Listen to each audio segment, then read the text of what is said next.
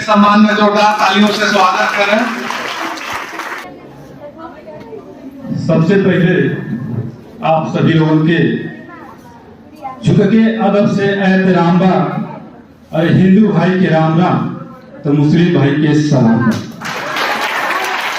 हम जहां भी जाइला एक बात बतियाइला कि चाहे रहिया दिल्ली बॉम्बे, चाहे रहिया अरे दिल्ली बॉम्बे, अरे चाहे रहिया मसूरी में, अरे लिखिया पढ़िया कोनो भाषा बबुआ बतिया या भोजपुरी। आप लोगों के बीच में की सेवा में लगे हुए हैं, उसी पर यह आधारित गीत है, भोजपुरी में सुनाना चाहूंगा